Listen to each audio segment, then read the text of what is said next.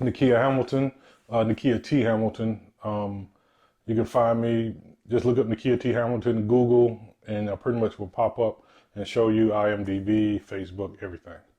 What's up, everybody? Hope y'all enjoyed part one. If you haven't seen part one, make sure you go check it out. And right now, it's coming up as part two, my life after rapping, my life as a filmmaker. Very interesting. I never really talked about these things before, so I think this would be great for you to check out. Hey, this is Louis T, IMOLT podcast. Make sure you hit that subscribe button on YouTube. Look us up because we got a new episode.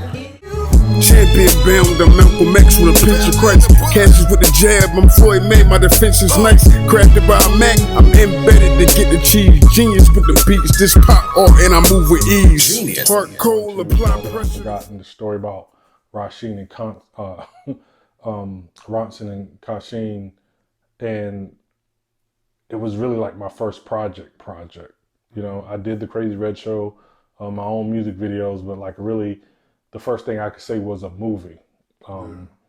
And you know, and nobody was doing movies then, so it was interesting, just people's responses and how they were surprised that it was a movie.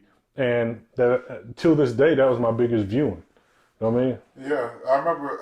How many viewings did you do? Or was it just one? I only did one because I guess I call it the politics of the film and relationships. It got tricky, so I just kind of had to let that project go. Yeah, because that was a very sensitive subject, and it was close enough where it was a sensitive time.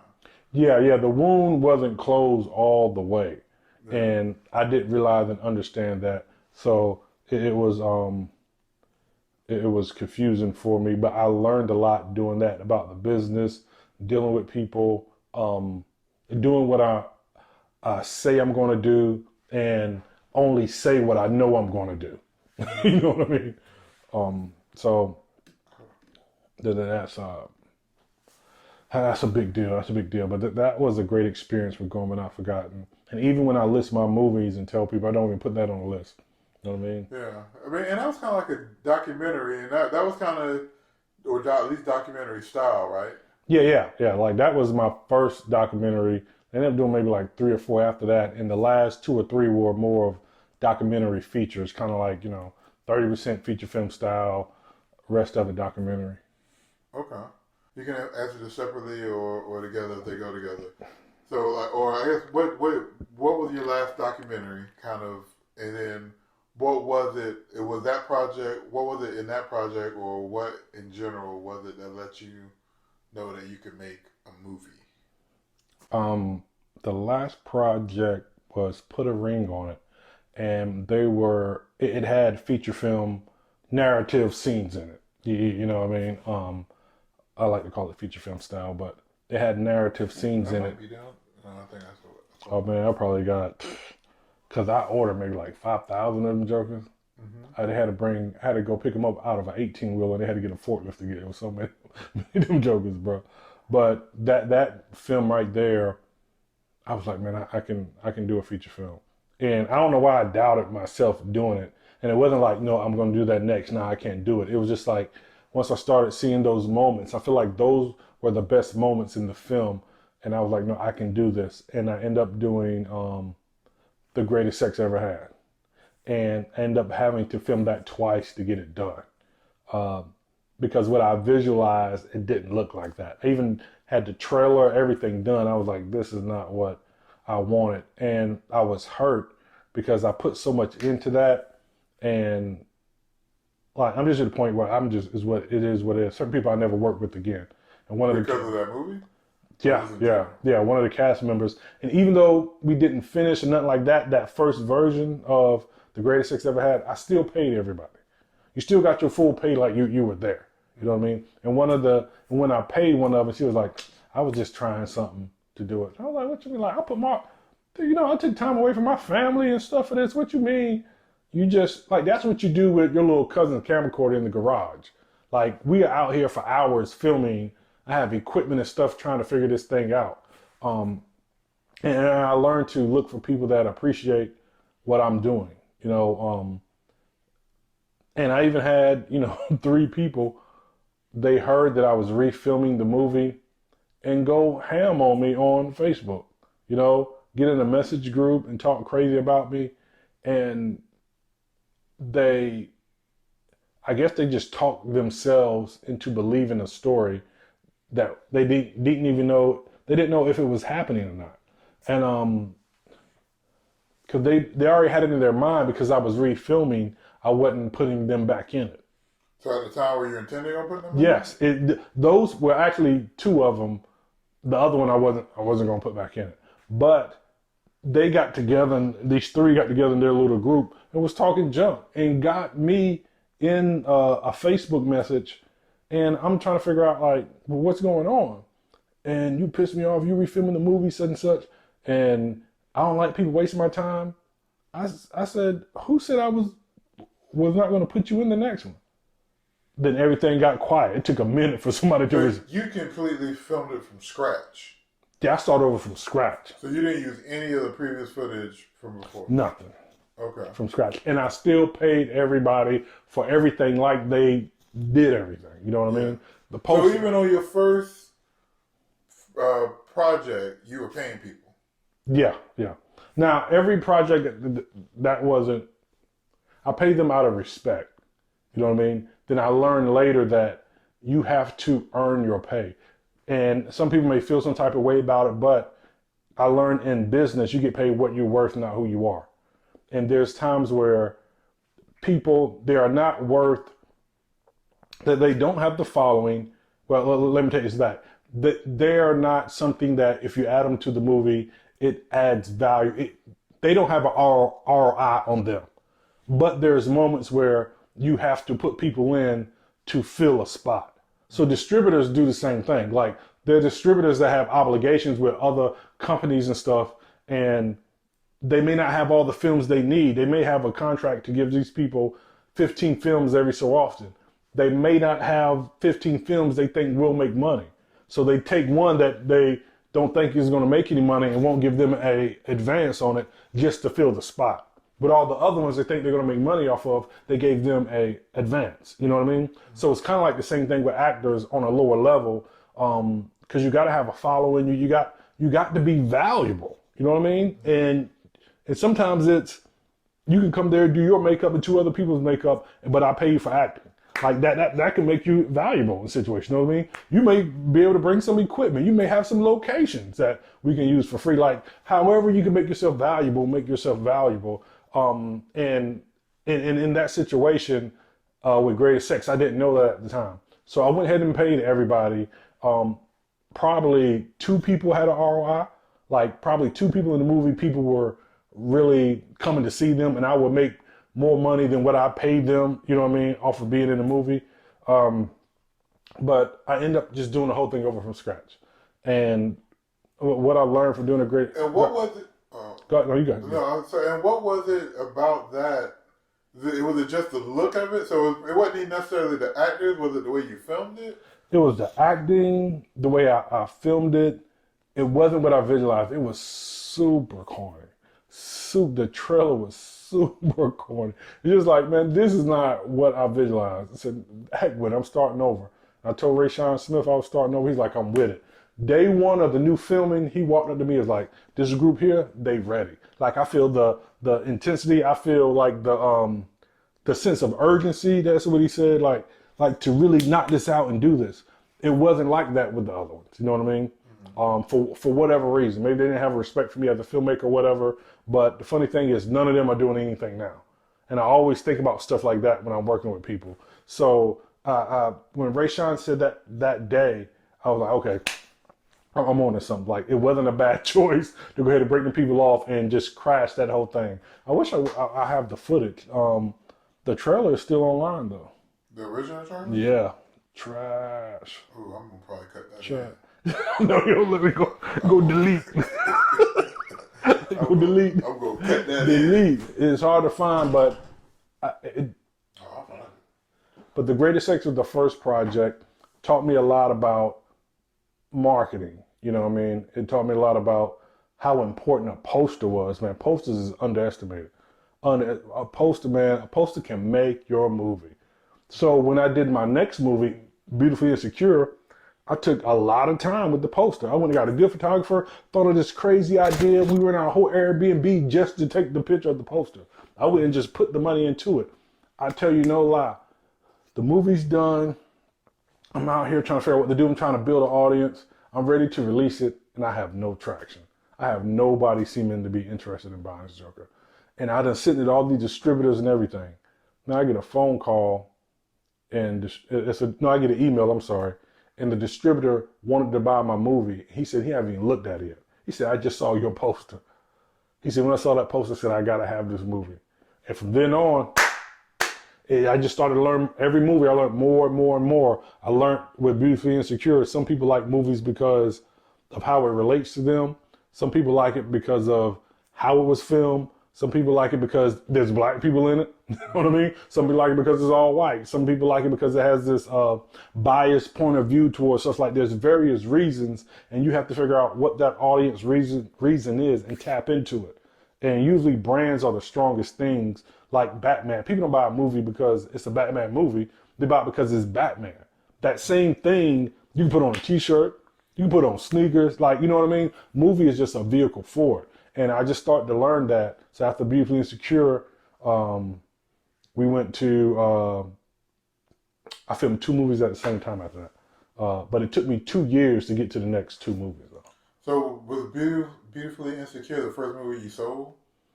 Yeah, but I did get offers for The Greatest Sex, but I didn't get no advance offers, so I sold it myself. And what I was told, if you can get 10% of your audience interested, 1% will buy it. So every 100 people you have on your page, if you get 10 of those people active and commenting, 1 person would buy it. So that's what I believe, and I try to get a bunch of people. Didn't get as many as I wanted, but I realized the title, the poster, other things help out. So with The Greatest Sex Ever Had, instead of hitting that 1%, I hit 27. I was like, holy crap, like, you know what I mean? Like, I made a little bit of bread real quick, and I got my money back from the last movie, and I got my money back for the newest one we made. And when I went to Beautifully Insecure, they offered me a deal that I was like, you know what? I'm gonna go ahead and get this check now instead of doing all that work. You know what I mean? And that was the first one I sold to a distributor because they offered advance. All right. Can you mind saying how much that was, your first? No, I ain't telling people all the numbers and stuff like that. Because people, and I want to, but I really don't know. Nobody really tells those numbers. So I really don't know. Like, I mean, you know what I mean? I feel like there's something I don't know. Yeah. You know what I mean? Because I had an old lady tell me, I was at the Black Film Festival, and I kept raising my hand, just being a nuisance, asking the guy, like, how much did you put into it? And he beat around the bush. Then I asked the same question, but like in a different way. And the old lady walked around and said, if he tells you that, then, and if that gets out, and a distributor or whoever knows, or they're here, like, he put a cap on what he's doing. Like, they're not going to offer more, you know what I mean? And at first I was like, man, that's bull crap. But then once I learned the industry, this old lady, you know what I mean, looking like, you know what I mean, well, whatever, she knew what she was talking about. And I believe distributors, there's some good ones out there, don't get me wrong, but if they know you paid, you know, $10,000 for that car, they're not trying to give you more than that. You know what I mean? Yeah. And I think it's kind of that situation. Distributors, you can tell them, I made this movie for $10. They're going to be like, well, we'll give you $5. Like, they're always, you know what I mean? Yeah. I made this movie with $1. Well, will you take 50 cents? Like, that's kind of how they are about the whole thing. Okay. So, what was the 2 movies that you worked on after Beautifully Insecure? Let Go, Let God, and Secure the Bag. Okay.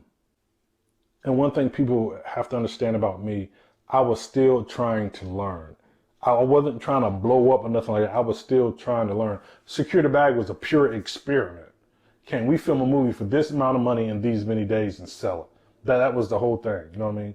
Let Go, Let God was like, if we get a named actor in a movie and do what the agent says, they need to be in a pivotal point in act A, B, and C. They need to come off as a lead or a co-star, not in one scene, then you'd be able to get rid of the movie. And we did both of those at the same time. Only thing I didn't like about it, Secure the Bag was the first time I had some new equipment, so I really didn't know what I was doing fully. So the cinematography, I'm kind of like, Let Go, Let God, I was using older equipment, so I kind of knew what I was doing. But I made a big mistake. I always told myself I would never take a short film and stretch it out to a feature. And that's what I did with that. Like, I can't even watch Let Go Let God. I used to be straight. Who was the feature actor that you? Clifton Powell. Okay. Clifton Powell. And how did you link up with Clifton Powell? And for the people that don't know, how would they know who Clifton Powell is? Oh, Pinky and Friday.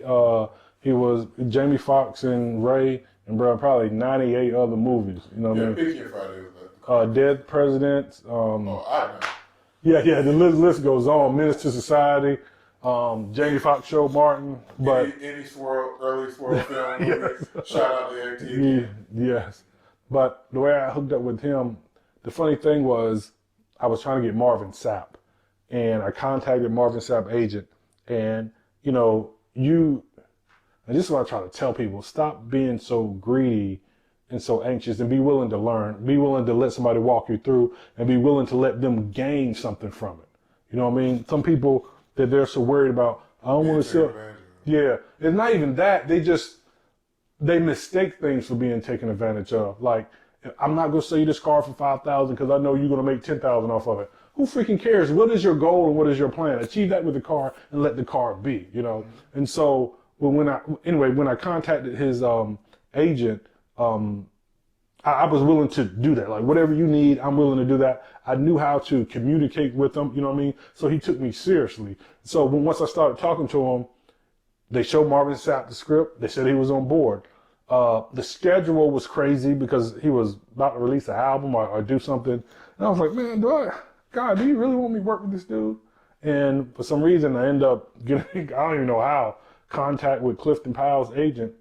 She read the script, gave it to him, and he told me she read it and was like, yo, you need to do this.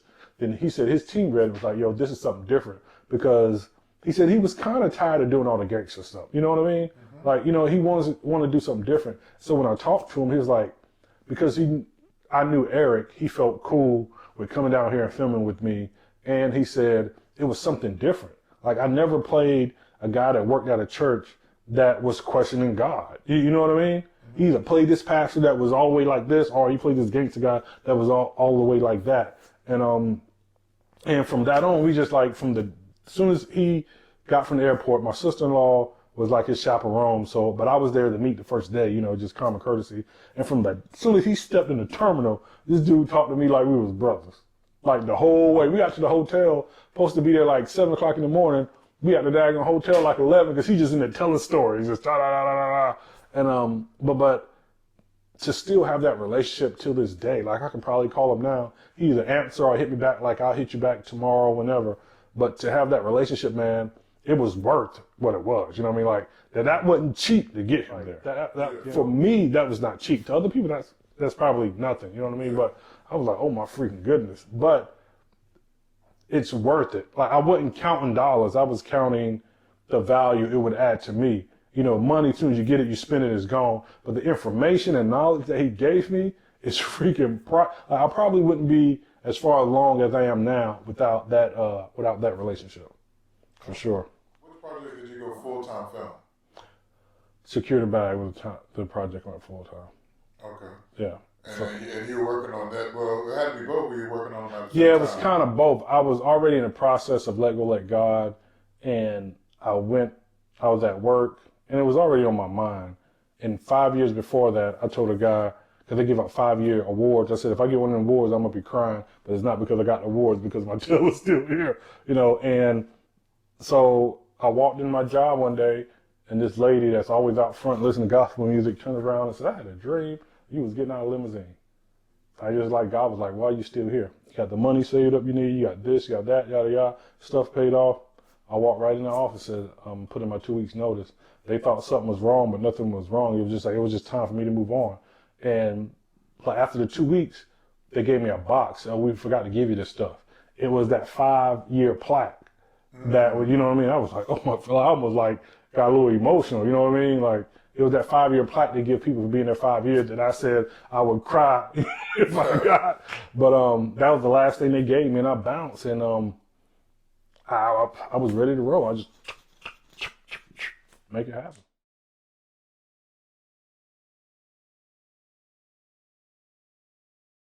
Yeah. Peter is still in the process.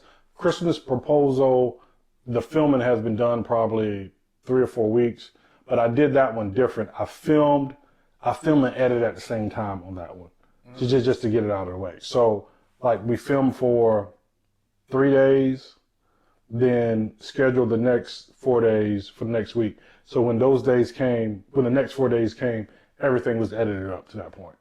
Then we knocked those 4 days out. Then we had 1 day of reshoots. By the time that 1 day came, everything for those other 4 days was edited out. I got, upstairs, this little area, I just went and just boom, boom, just knocked it out. I mean, it's, Christmas Proposal is kind of traditional style, so not real complicated shots going through the door, and all, you know what I mean? It's, wide over the shoulder, Rembrandt lighting, you know what I mean? It's not super complicated. So it was easy to kind of do that. So then Peter, we're still in the process, because we want to add somebody to the movie. So the script and stuff is pretty much situated. We're just laying out the rest of it to get the rest of it filmed up. Okay. And usually, how long do you set for filming, or does it depend what the project is? The funny thing is, that's something I had to learn. The Greatest Sex, we filmed for 19 days, and when we finished editing, the movie was 2 hours and 45 minutes long. And we filmed a freaking series. And so I learned a big lesson, because people say every page is 1 minute. And what I've learned, the way I write, every page is about 1.5 minutes or 2 minutes. So I made that adjustment. And so I made an adjustment with filming also. When you film with the same people, I kind of get a routine. That's why I don't do weddings and all that, because I want to discover this blueprint, fix the cracks and, the tainted parts, and fix those. And the intentions wasn't to film real fast, because we really don't. We just stay with it. You know what I mean? But we got the blueprint down.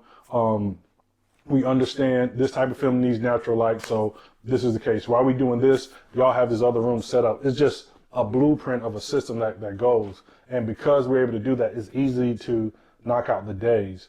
I think Christmas Proposal ended up being 8 days altogether. Mother's Day dinner was probably like 8-9 days also. Dear Younger Me was a little bit longer, probably 10 days. Hair, Love, and Racism, probably like 8 days. Secure the Bag was probably like 4 or 5 days. Boom.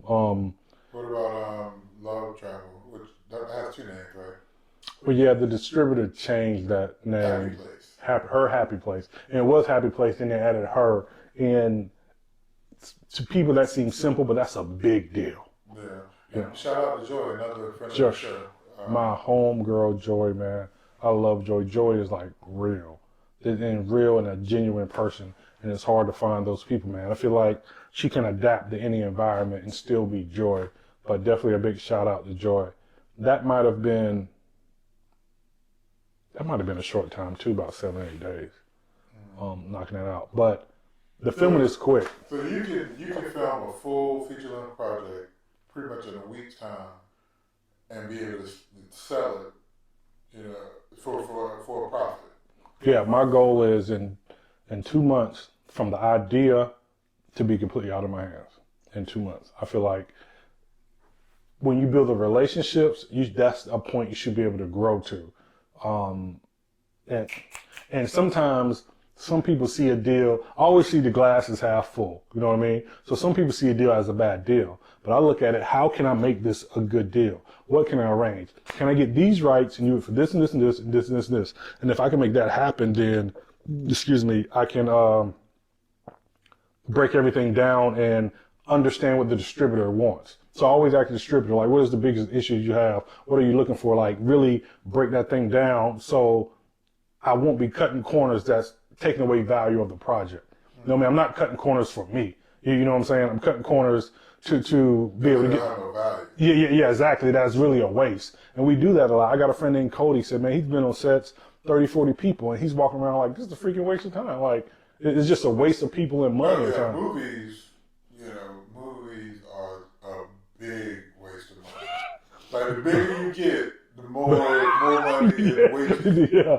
And, it's just, because, we got friends in the industry, yeah. the bigger industry, and then they got friends in the bigger industry. Yeah. And then they just talk about how it's wasted, man. And there's politics into it, you know what I mean? Not really get too deep, but with because it's almost built into you gotta waste it. Yeah, exactly. The way the system works. Yeah. You know what I mean? And it's kind of one of the situations is kind of like how grants work a little bit. I can't ask you for X amount of dollars and don't spend it. The next year I ask you for more. It doesn't make sense, you know what I mean? And even with you hear famous producers fighting to get more money to get this lens and to get this shot, well-known Oscar-winning renowned, fighting to get more money. It's just so there's always that battle right there. But where I'm at, it's about how can we create a valuable product at a lower cost. And when I mean valuable, a competitive valuable product at a competitive low cost. You know what I mean? Mm-hmm. Not just to do it at low cost, but so if we're being offered this and, and so-and-so is being offered, this right here, we can go ahead and take it because we know we kept it low. And so it's important to learn the business, how it operates. And there are some people that get deals with Netflix that's in the millions and 80,000 and more. But at the end of the day, one thing I definitely want filmmakers and people to understand, the more you spend doesn't make the situation better. That never, the more it looks like you spent more, it makes the situation, better. But I try not to spend a lot of time. I think in 2 months, you should be able to make a movie, definitely 3, but get to the point in 2 months from the idea. And that's working though. That's, Dear Younger Me, and forgive me, Brad Jones, we filmed for 23 hours straight. Yeah, and luckily that was, for the most part, one location. I mean, Yeah. The bulk of it was one location, so that probably helped a lot too. Yeah, and you have to think forward and you have to be creative. So in Christmas Proposal, there's a scene in the mom and dad's bedroom, and there's a window, and they have the wood blinds, and so the whole shot is filmed this way and over shoulders this way, but you never see the bed or the other window. And so there's a scene where a neighbor is on a phone call with her mom. So we shoot in that same room, but now you see the bed and we change the other blinds, but you never see the side where we shot the mom and the dad talking. So it's all in the same. So as soon as we finish, we knock her out right there versus packing up, going to a whole nother house and doing, you know what I mean? Mm-hmm. And sometimes it's as simple as moving stuff and bringing other stuff in. Sometimes it's simple as taking this couch and put a blue cover over it. You know what I mean? And change the lighting from 3200 to 5600, which is a bluer color, closer to white. It's simple things like that without packing up, moving. And that's one of the reasons I think I'm able to thrive in certain areas and bring a certain value and kind of cut other people's costs in areas, to be competitive, because we just kind of think in that way all the time. You know what I mean? And that's just how we operate. What is your position? What do you do? No, man, it's hard to say this because it sounds so arrogant. You know what I mean? It really is hard, but I'm not a filmmaker. I'm not like an editor, even though I do those things. I'm not a writer, but I'm a boss. You know what I mean? But it sounds arrogant because. So would that be the director? I do all of that when it needs to be done. Mm-hmm. But what I do is, what is the goal? What do we have? I make the plan to get there. Period. And if I give you the plan and you follow it, you can't get there. You know what I mean? As long as you have the endurance to do it. And that's what I do. And I find people that are willing to get there. I'll talk to distributors. What do you want? What do you need? What are you looking for? Okay, let me see if how can we do this and make it at a way that's basically an offer they can't refuse. Or if the distributor's already willing to give up money, I negotiate what he can do. Okay, this is the amount we got. Look at the resources we have. How can we make this work? Staying in Wilmington has probably been one of my biggest blessings in filmmaking because relationships and connections and things that I have in access. Even example is with mentors. Sign up with a mentor program. I meet with my mentors once a month. We talk about for an hour. The most amazing thing ever. My son signed up for the same program in Atlanta. So jam-packed. It's been like a year. He haven't got a call back. You know what I mean? Mm-hmm. And so I just think understanding your environment, taking advantage of your environment, and of course, like in a good way, is just kind of the way that you have to think the whole thing through. But yeah. That's all I got. So pretty much you're saying you're the director, the writer, the editor sometimes, producer, definitely the producer. Well, yeah, definitely producer because I fund a lot of the projects myself now. I don't have to get money from a distributor or investor, but I don't like to say I'm a writer. I like to say I write, I direct, I produce. So like the projects we're talking about, did you write those projects? Yeah, The scripts and everything? Yeah, every single project I wrote. What was the first script you actually wrote? The greatest sex I ever had was I think I wrote some stuff before that, but it's probably trash. But the greatest sex was the first thing I actually wrote that I filmed. All right, so like with a lot of movies, like Beautiful and Insecure, like DVDs are still big because I remember going to Walmart and buying that. That was the iconic moment right there. And then but as things shift, I see that you're getting more involved with streaming. Mm-hmm. So like how has that affected it, and who are some of the like streaming partners that you partnered with recently? Well, the shift from DVD, make sure I'm answering because it's like a two-part question, but the shift to DVDs, from DVDs, it's pretty much out of my control. You know what I mean? Distributors told me like Walmart is trying to get away from urban films. You know what I mean? That's just what they told me. And the funny thing is, one reason I know it for sure is why I print all these up when somebody can go to Vudu, which is owned by Walmart, and just download it and purchase it, and more people are watching streaming. But don't get it wrong. I just researched maybe a month ago. I think 30% of Netflix money still comes from DVDs. You know what I mean? Yeah, 30 or 40%, which is like, I didn't think 10% still came from it. But so that I noticed that shift, and you just pivot. Some people like it's almost becoming like records, especially like Blu-rays and stuff like that, high quality. So you have people who are collectors, and you know what I mean. Like if I want to watch a certain movie, it's never on Netflix. But if I have it on, well, you can't see it on camera. But if I have it on Blu-ray, which I don't buy them anymore, but I can pop that in and watch it, and I think that's the thing, because you can't.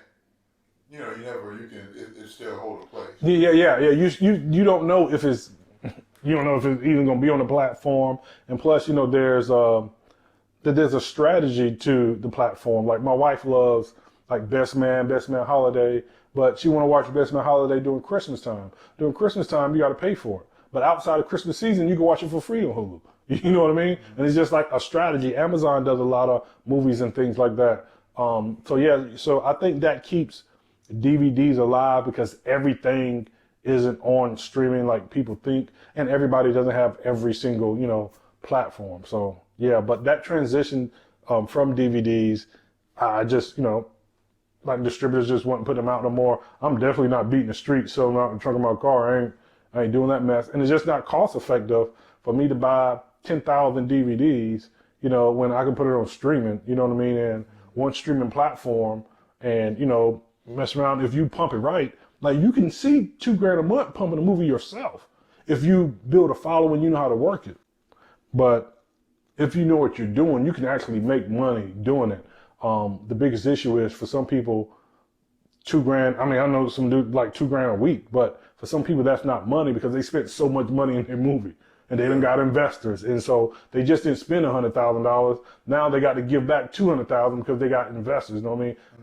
I went through that investor phase, and I got in contact with about 3 or 4 people. One was willing. He had money. I was going to match the same amount. I had another guy, and I learned real quickly that people think I'm borrowing money. They don't think I'm giving them an opportunity. So the approach is different. You know what I mean? Like, no, like you're not doing me no favor. You're not controlling me. You're not holding me bound because you're going to hand over some money, and I'm doing all the work. You know what I mean? Like I'm putting the same amount of money in with you. And so when that happened, I was like, that borrowing money investing thing ain't for me, because we have to be all in with this whole thing all together. But the transition to DVDs is it's about to be a wrap. So, I mean, how did that affect you selling movies Um, to distributors?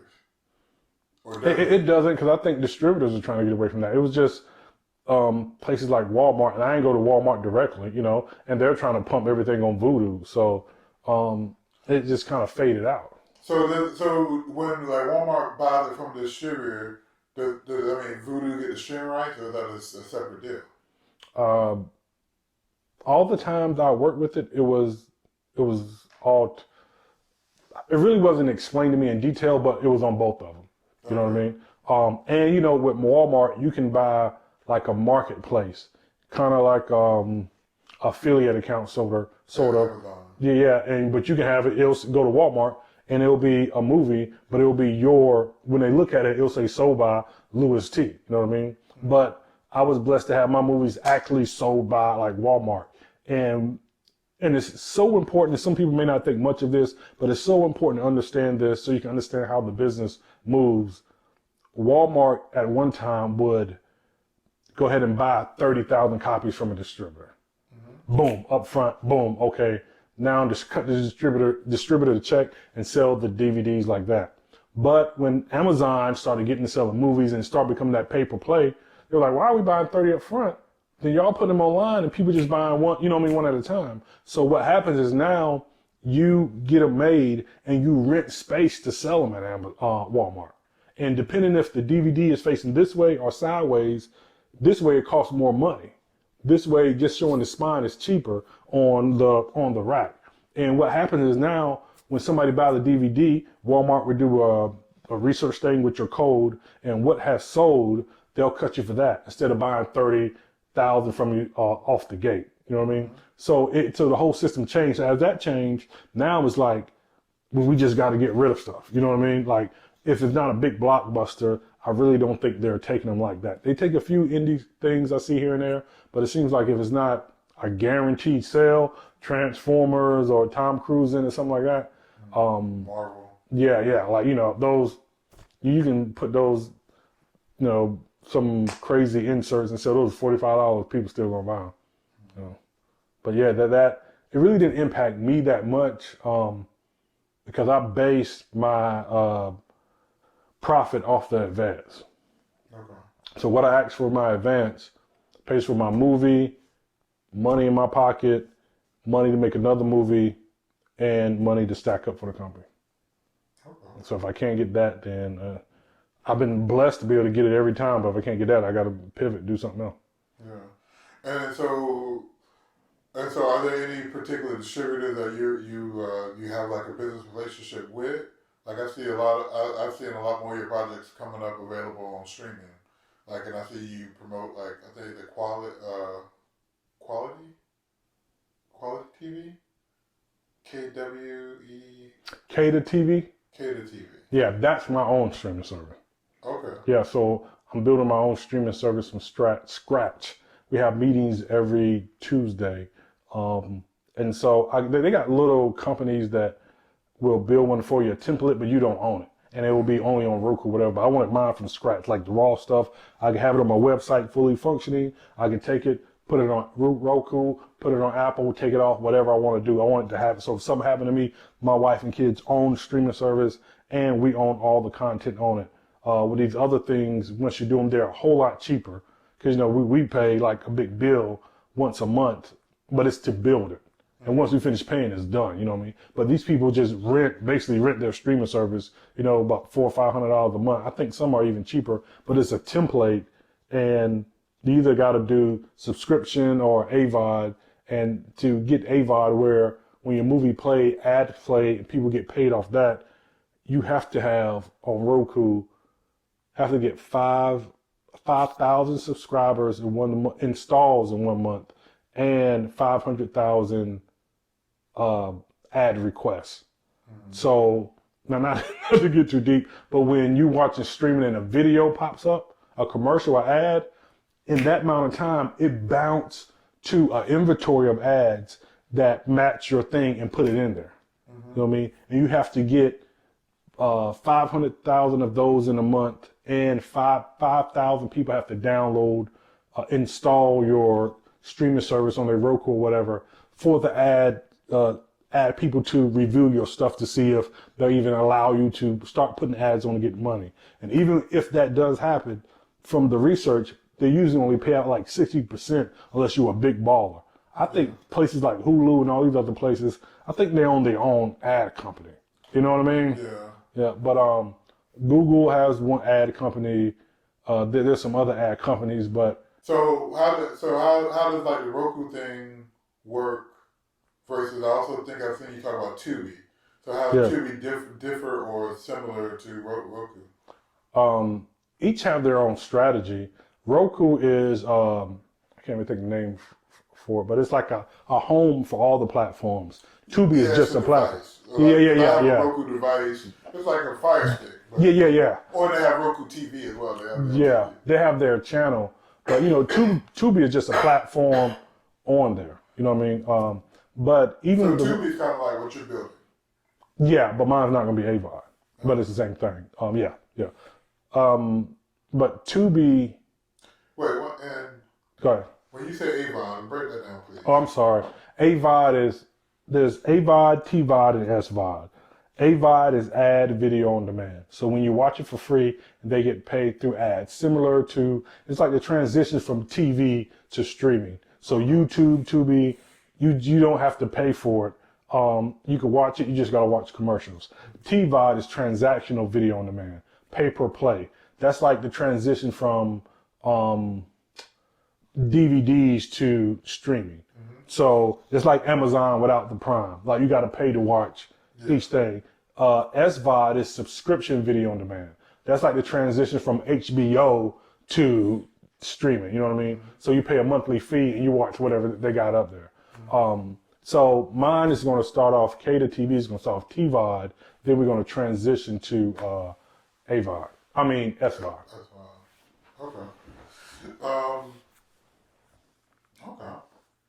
And how, so like, is that launched yet? Like, can people download that app right now? I haven't launched yet. We're still in the building stage. I have a back page where I can check on what they're doing. We're just having meetings every Tuesday to just, see how they're going, make sure they're going in the right direction. I want it to be different. I want it to launch, and man, I don't freaking care if, for whatever reason, we got 3 movies up there, but I want people to look at it and be like, holy crap. Like, you know what I mean? So that's what I'm focused on right now. Getting content is not going to be a problem. Yeah. So do you own the rights to all your movies? Can you put your movies up on there? Yes, I leased some of the rights, but I never sold any movie right out. So a ways people can make money from a movie is like property, but basically, and you will lease it out to this distributor for X amount of years, and he'll give you this amount of money. You know what I mean? But then once you get it back, depending on what you did, so I actually give you a number on a movie to explain this one. Hair, Love, and Racism. There's SVOD, TVOD, and AVOD. So for 1 year, a distributor wanted just to put it on their streaming service, SVOD streaming service, and we hold all the TVOD rights, and we hold all the AVOD rights, and I have all the TVOD rights. So they gave me $15,000 just to put it up there for a year, just for that one movie. But I'm selling it on other platforms that are TVOD that people pay per play. So you're going to see that just doing that through the whole year, you're pumping it. Now, when it's all over with, at the end of the year, once that one movie, I get my SVOD rights back, I can go to another platform, and basically do the same thing with that movie, or I can go to AVOD. But one thing you gotta understand when you do it, these are windows. So if you go to AVOD first, it's gonna be hard to get somebody to take it with SVOD because they can watch it for free. But sometimes people would do it, but getting a couple of $4,000 or $5,000. But you can really make good money off AVOD if you're pumping your movie. You kind of have a following. You can make a decent dollar off AVOD. It's good to go directly through the platforms, which is hard because some platforms don't do that. Just be careful of some distributors. I got a friend that's on Netflix. I think his movie's still up there, but I got to deal with Netflix. Never seen it on. Netflix paid the distributor and everything. Never seen one dime. Now he's trying to raise money to make another movie. You know what I mean? Just straight up ripped off. I got another friend that got paid from a movie that was on Netflix, and they gave him a decent check, but Netflix kind of killed the life of their film, because they were seeing like $2,000 a month off their movie, and once it got on Netflix, of course it dropped to 200 because everybody's just watching it on Netflix. But after that, you figure some other platforms will want it because it was on Netflix. But they were like, everybody doesn't see it, like, you know what I mean? So they would need to go to AVOD and build it up there and promote it there to generate money. So you got to know how to kind of maneuver, and some key factors is to keep your overhead low. You know what I mean? If your overhead is low, then it's easier to generate money. That's why I try to make 4 or 5 movies a year. Because even if I do it 1 or 2 companies in TVOD, and you figure if you make $30,000 off this one movie a year, then, you do 4 or 5 movies.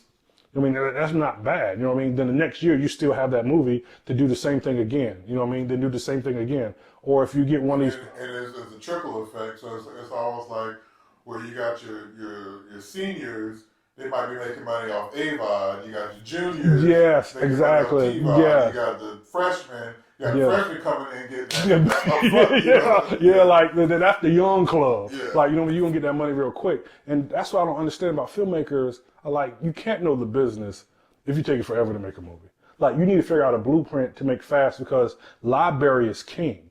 I know a guy that never made a movie in his life, but owns 400 movies, bro. Well, over 400 movies. Breaks bread. At least $50,000 or more a month, bro. That's like a bad month for him. And from the numbers I've seen, I can say that. But I wouldn't be surprised if he made like $200,000 a month.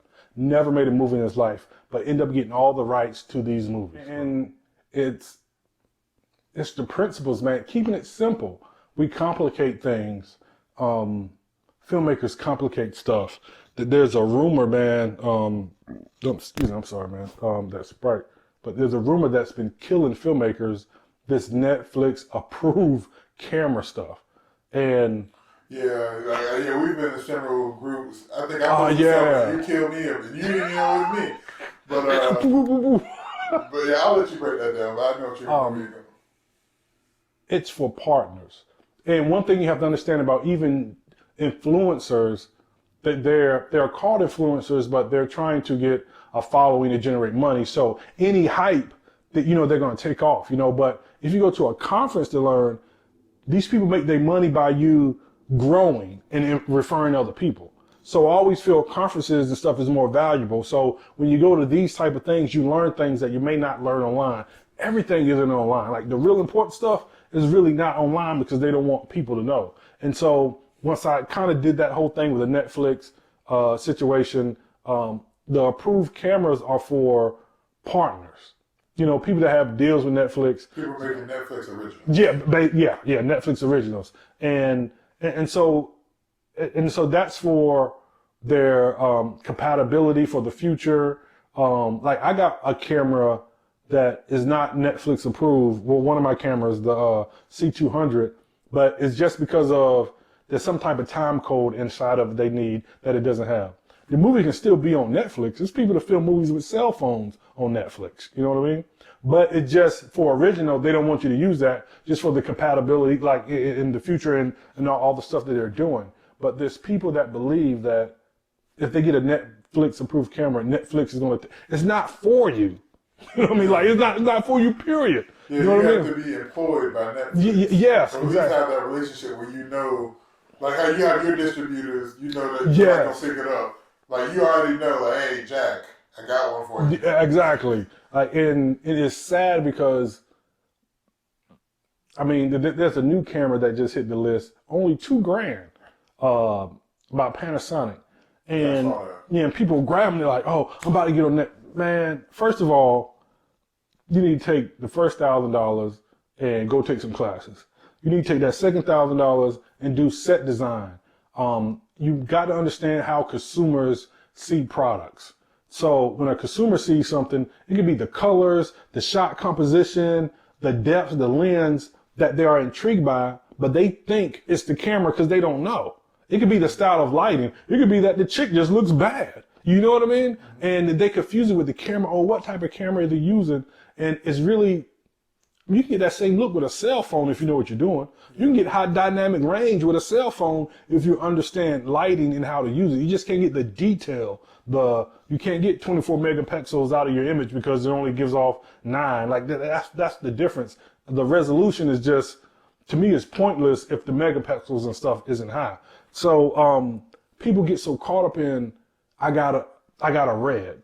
But the red Komodo was only $6,500. But a consumer hears you say red, they only think the $80,000 red. There's a huge difference from that Komodo than that helium red. You know what I mean? $60,000 and $6,500. Huge difference in the camera. So we just got to be careful, even from a business sense of marketing ourselves. Because when you tell people you got a red, they want to see some red stuff. You know what I mean? And a lot of times that red stuff they want to see is really the colors, the shot composition, the depth in the shot. It's not even the actual camera that they think it is, but it's just so misleading, man, when, yeah, man, you know, we about to get on Netflix because we're going to get a Netflix approved camera.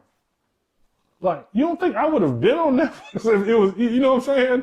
Like, if it was that simple. But that's probably the biggest crock rumor that's out there floating right now, that Netflix approved now. Yeah, it's just the way it's spin. Because, yeah, you know. Now, it's great for an influencer. He can, you know what I mean? Like, all his videos shoot to the daggone roof. So, what's next for Red? Not Red the camera, not Red the couch, but Red, aka Nakia Hamilton, the all-around film guy.